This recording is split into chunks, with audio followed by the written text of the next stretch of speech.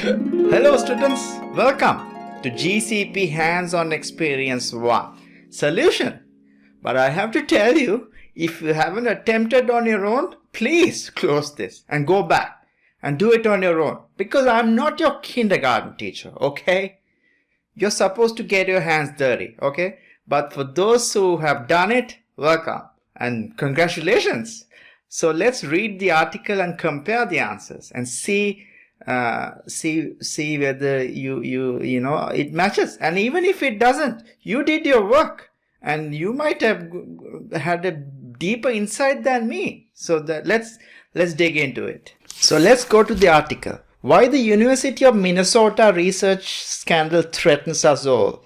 It's from Forbes magazine. You can see the link if you want to access the full article. It's by Judy Stone. So let's get into it. Reading a bit like a trashy whatnot with a bloody corpse and a series of cover-ups, lies and stonewalling is the sordid story of Dan Markinson's suicide. Suicide, oh my God. And the shameful response of Minnesota's flagship university, the UMN. But this is more than an isolated case. How the UMN handled medical research, a volunteer patient's injuries, and investigate misconduct is a cautionary tale for all clinical research, that for all of us who rely on honest clinical trials to provide us with safe medicines. Dan was a young man who developed psychosis. And there, right, that means the patient is vulnerable, right? Patient has psychosis.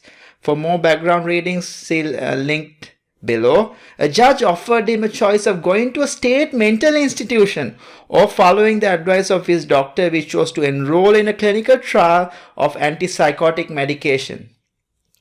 So, right there you can see there's a problem, right? Because the patient was given an option of going to a mental institution, which is like a prison, or taking part in the clinical trial. So do you think this is freely given informed consent? No, right? The patient is forced or coerced. So that's one GCP principle violated there, which is, what is it? Let me see. Freely given informed consent prior to clinical trial participation. So that is violated right there, right? So let's get into the next sentence. Despite the clinical worsening on the study and drug and a dire warning from his mother that he was at risk of suicide, right? So the mother warned. The principal investigator, Dr. Stephen Olson, kept him on the trial. Dan committed suicide in a horrific, gory manner.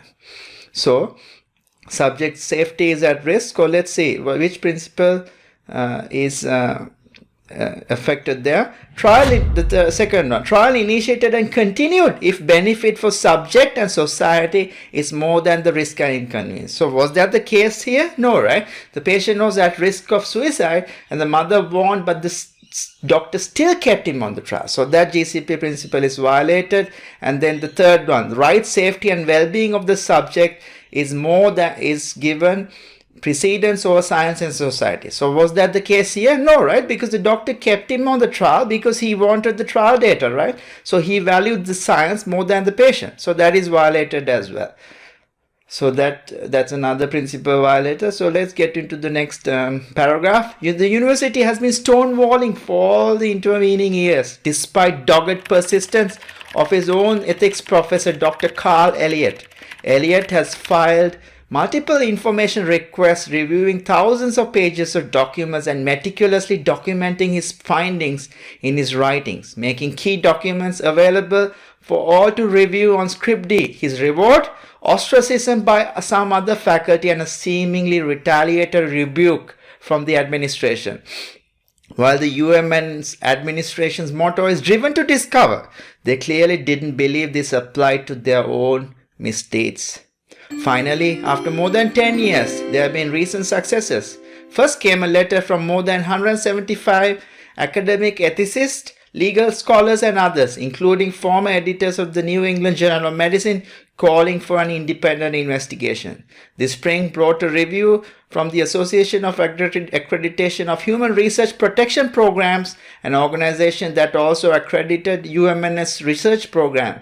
Their findings were damning. particularly given their close relationship to the UMN, including there is a notable absence of specific objectives relative to human subject protection or research ethics more broadly. So that means the objectives are not clearly listed. I assume it's in the protocol, right? So that GCP principle is also violated. Scientifically sound and clear and detailed protocol, which is lacking, right? Because there is a notable absence of specific objectives relative to human subjects protection in the protocol. An apparent lack of rigor and consistency in departmental level scientific review, evidence of weak and often inadequately expert review of research by institutional review board, that is the ethics committee, the committee charged with overseeing protection for volunteers in research. The review process as documented in the minutes does not reflect a meaningful discussion of the risk and benefits of the research protocol and the necessary steps taken to protect human subjects in the face of scientific or ethical concerns. AAHRP failed to note many problems, including the breathtaking conflict of interest on the IRB, especially concerning Dr. David Adson, who received funding from private companies, funded the trial, right? Adson chaired the ethics committee and approved the study. So that's a conflict of interest, because how can he impartially review the protocol when he is receiving funding from the company? The panel that examined reports of Markinson's death included a colleague of Dr. Olson and Adson's boss, Dr. Charles Schulz. So that is also a conflict of interest. Even the investigation. Bizarrely, President Kaler responded to AAHRP report exclaiming, "I'm particularly gratified but not surprised that the panel found no legal or compliance violation." Next came the report of Minnesota Legislative Auditor, the Nobles report, skewered the UMN. We conclude that the case involves serious ethical issues and numerous conflicts of interest. We are especially troubled by the response of the university leaders to the case. They have made misleading statements, and previous reviews have been consistently unwilling to discuss or even acknowledge that serious ethical issues and conflicts of interest are involved. Former Governor Arne Carlson and many alumni have called Kaler's resignation or firing because of his subverting the truth and stonewalling, and ultimately deceiving. Despite this series of biting reports from external reviewers about the research at UMN recently, their leadership continues to operate in denial. So you can see the ethics committee was also lacking, because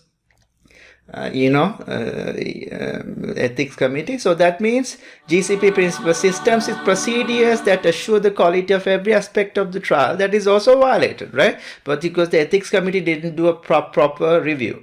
So that is also violated. And then the last one that is violated is accordance with the principles of the Declaration of Helsinki. That's also violated because the Declaration of Helsinki has a lot of things about freely given informed consent and all.